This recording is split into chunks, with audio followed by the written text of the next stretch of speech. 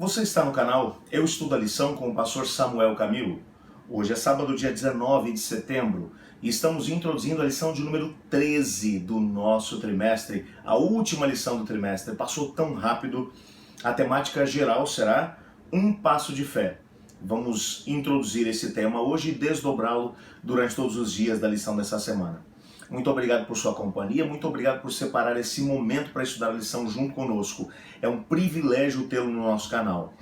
Queremos apenas te pedir para que você se inscreva no canal, deixe o seu like e ao mesmo tempo compartilhe esse vídeo nas suas redes sociais, para que mais pessoas sejam alcançadas com a mensagem da lição da Escola Sabatina.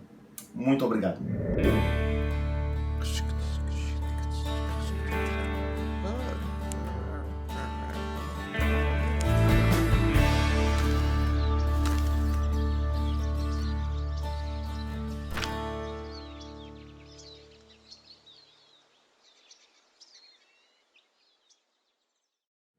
O nosso texto principal da semana é Filipenses capítulo 2, versos 5 a 7.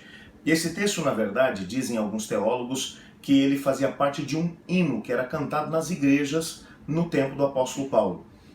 E Paulo vai citar esse mesmo hino, ou a letra dessa canção, dentro da sua carta aos Filipenses. É uma pena que a música tenha desaparecido no decorrer dos séculos, mas a letra é algo realmente fantástico. O texto diz assim: tenham entre vocês o mesmo modo de pensar de Cristo Jesus, que mesmo existindo em forma de Deus, não considerou ser igual a Deus algo a que deveria ser retido a qualquer custo.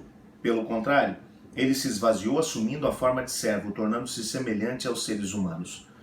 Esse texto é um texto fantástico, um texto que demonstra de alguma maneira aquilo que representou para Cristo Jesus, o sentimento que ele teve quando percebeu que a humanidade havia se separado da divindade, da Trindade divina, e havia agora sido exposta à rebelião, havia feito parte da rebelião, havia se unido à rebelião. É bem verdade que o inimigo festejava a grande vitória que havia alcançado. Agora ele teria acesso, pelo menos dentro do seu plano, da árvore da vida e teria a possibilidade de poder viver para sempre. Eu quero só te lembrar que ele é um ser mortal, ele não é imortal. O único imortal que existe é Deus, o único que tem vida em si próprio é Deus. Ele é um ser criado, assim como eu e você, e agora, querendo ter acesso à árvore da vida, ele pretendia, através do benefício de poder viver para sempre, com o apoio da humanidade, que teria a possibilidade de poder continuar se reproduzindo e aumentando ainda mais o seu exército, de poder espalhar a rebelião por todo o universo até conseguir chegar ao trono de Deus. Entretanto, quando Cristo vê essa mesma situação, ele tem um sentimento. E o texto vai dizer que o sentimento, a maneira de pensar de Cristo Jesus, ele sendo em forma de Deus, ele entendeu um princípio fundamental. Qual é o princípio? Para que ele pudesse salvar a humanidade, ele teria que ser da família de Adão. Somente alguém da família de Adão teria a possibilidade de poder pagar o preço. Entretanto, nenhum dos filhos de Adão teria a possibilidade de poder pagar o preço que é exigido pelo pecado. O salário do pecado é morte, morte eterna. E todos pecaram e estão destituídos da glória de Deus. Ou seja, todos já têm dívida com o pecado. A morte já vai ter que cobrar a dívida de todos os habitantes do planeta, de todos os descendentes de Adão. Cristo agora, sendo em forma de Deus, ele não julgou por usurpação ser igual a Deus, ou seja, ele não achou que ele deveria se apegar com unhas e dentes ao fato de ser Deus, mas esvaziou-se das suas prerrogativas divinas, assumiu a natureza humana. Como é que foi isso? Não sei. Isso é conhecido dentro da teologia como o mistério da encarnação. Como que o Senhor Jesus, aquele que é a segunda pessoa da Trindade divina, eterno, não criado, um com o Pai e o Espírito Santo durante toda a eternidade, ele agora mistura o seu DNA divino com o DNA de uma menina de 17 anos da cidade de Nazaré. Como foi que isso aconteceu? Não faço ideia. A explicação que Lucas vai nos dar é que o Espírito Santo do Senhor foi o responsável por esse processo. Ele foi aquele que tomou a segunda pessoa da Trindade divina e fez com que houvesse uma mistura da natureza humana com a natureza divina. Como foi isso? Não sei. Uma coisa eu sei, não é alguma coisa que é reversível. O Senhor Jesus, ele misturou a sua natureza divina com a natureza humana e ele continuará sendo um de nós para todo sempre. Olha o tamanho do passo que foi exigido dele para que ele pudesse nos salvar. Entretanto, ele tomou essa iniciativa, ele veio aqui até o planeta Terra, viveu junto conosco durante 33 anos e meio, até ser crucificado, e na cruz os seus inimigos passavam diante do seu opróbrio, zombavam dele e diziam: desce da cruz e creremos em você.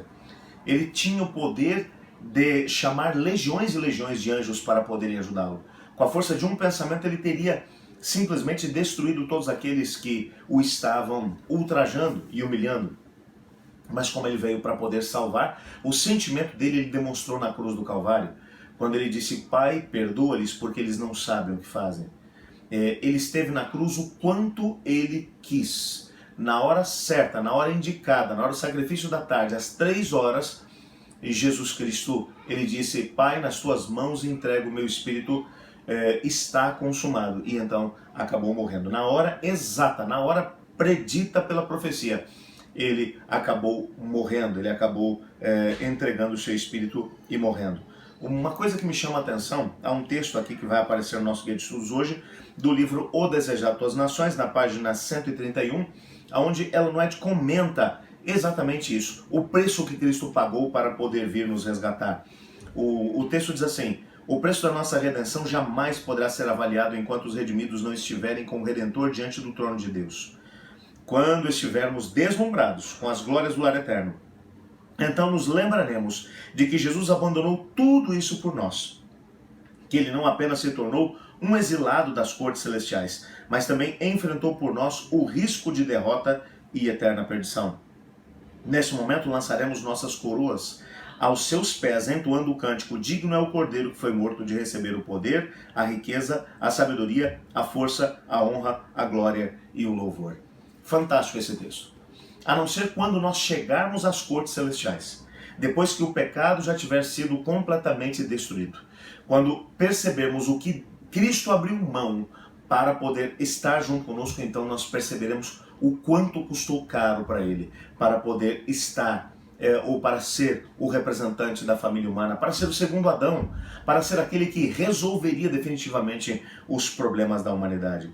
O sacrifício de Cristo pela redenção humana é algo que é incalculável. Não dá para dimensionar. Obedecer a sua orientação, aceitar o seu comando e ao mesmo tempo nos unirmos a Ele para poder alcançar outras pessoas, também de alguma maneira exige algum tipo de sacrifício. Nada que possa ser comparado àquilo que Ele sofreu por nós. O sacrifício de Cristo na cruz do Calvário não pode ser comparado aos sacrifícios que nós fazemos às vezes quando decidimos compartilhar a mensagem com alguém. É claro que exige tempo, exige dedicação, exige que deixemos de lado as nossas coisas para podermos nos ocupar com os outros também. Então, quando olhamos para o todo, nós temos que fazer algum tipo de sacrifício, abrir mão daquilo que é o nosso conforto pessoal para podermos alcançar alguém para Cristo. Mas quando pensamos no que Cristo abriu mão para poder, de alguma maneira, estar conosco ou nos salvar, nós percebemos que isso não é absolutamente nada. O nosso guia de estudos termina com um parágrafo que diz assim: o Senhor nos chama a fazer sacrifícios, mas as alegrias que Ele oferece são muito maiores. Algumas pessoas dizem: eu não tenho tempo para poder me envolver com a salvação de outros. Imagine se Jesus Cristo tivesse pensado a mesma coisa. Nessa semana nós teremos a possibilidade de poder entender como é que nós podemos desenvolver de forma ativa dentro da missão de Deus. Amanhã, por exemplo, nós entenderemos um pouco mais o amor abnegado de Cristo Jesus. Depois, na segunda-feira, o chamado ao compromisso. Na terça-feira, estudaremos sobre Paulo, o instrumento escolhido por Deus. Ainda na sequência, quarta-feira, as exigências do amor. Quinta-feira, o compromisso do amor. Vai valer muito a pena o nosso estudo nessa semana. Eu desafio a continuar conosco para poder compreender como é que podemos nos envolver de forma ativa na salvação de alguém. Ore comigo por isso. Obrigado, Senhor, por Tua palavra. Obrigado porque nela descobrimos que Cristo Jesus não mediu esforços para nos alcançar e nos salvar. Ajuda-nos, Pai, a compreender como nós também podemos abrir mão um pouco do nosso conforto para podermos investir na salvação de outros. Pois é em nome de Jesus que oramos. Amém. Eu estudo a lição? E você?